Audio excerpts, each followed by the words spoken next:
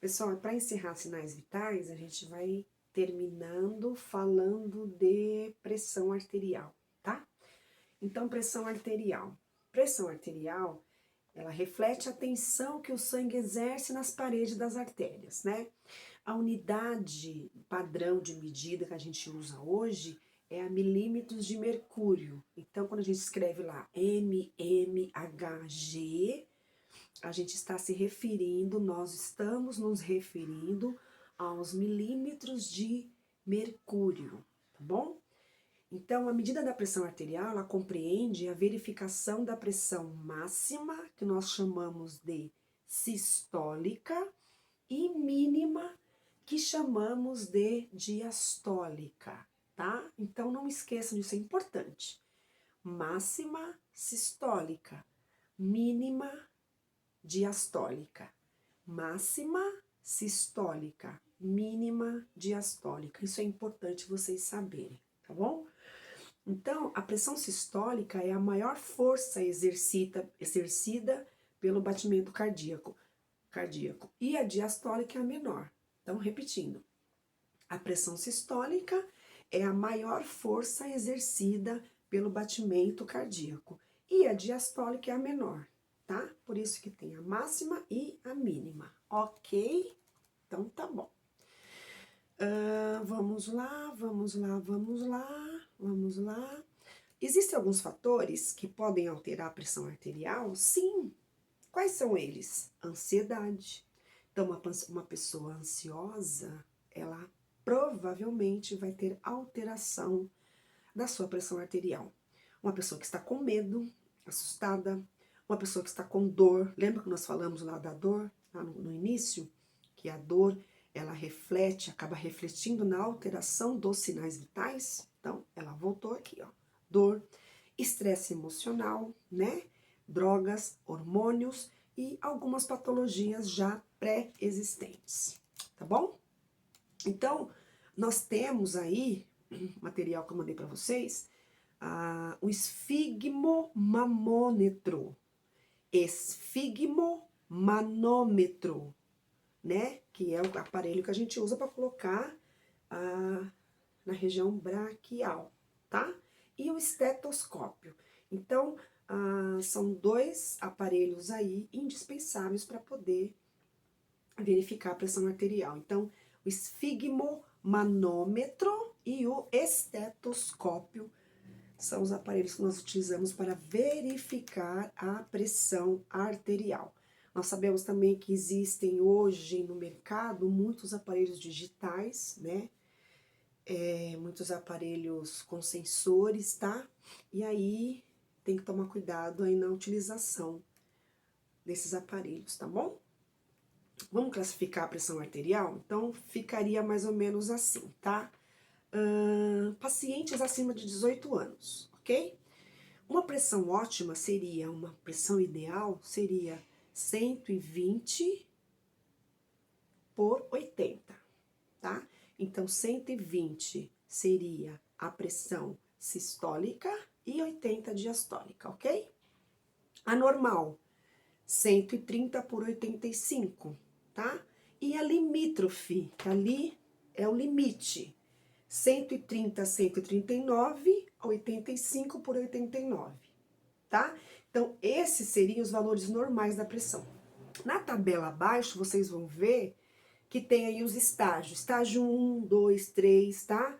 E é uma pressão isolada, e uma pressão sistólica isolada, tá? Aonde a sistólica, ela é acima de 14 e a diastólica abaixo de 90, tá bom? A gente chama muitas vezes de convergente, divergente, depois eu vou passar isso para vocês, tá? Mas assim, eu gostaria muito que vocês se atentassem à classificação até o limite. Por quê, pessoal?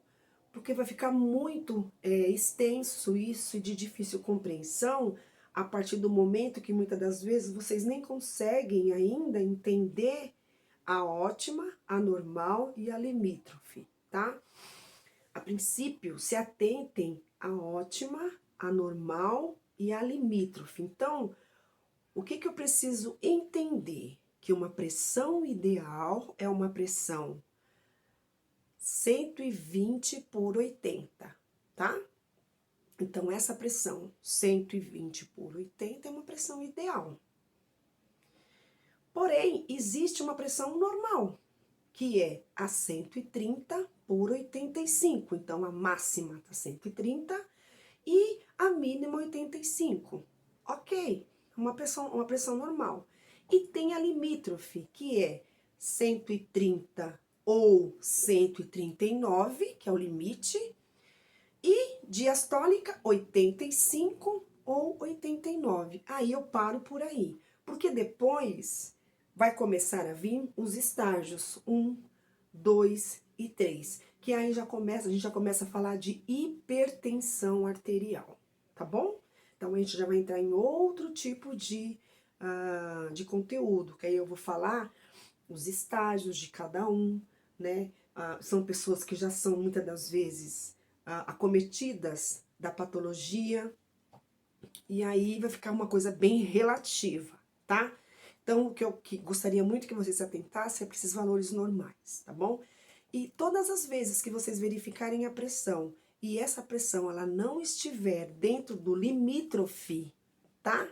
Aí a gente precisa investigar o porquê. Então, lembra dos fatores?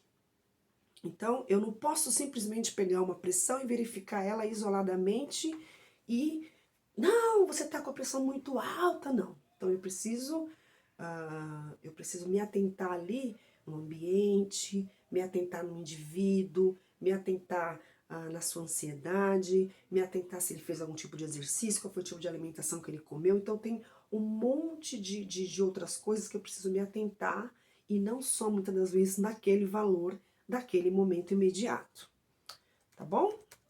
Então é isso, pessoal. Esses são os sinais vitais, tá? A gente poderia ficar aí, sei lá, com vídeos a perder de vista, né? Falando de sinais vitais, porque são coisas muito importantes. Eu quis resumir bastante para vocês, tá? Eu acho que foi até vídeo, acabei gravando vídeo demais, mas assim, eu peço que vocês, mesmo com todas essas explicações,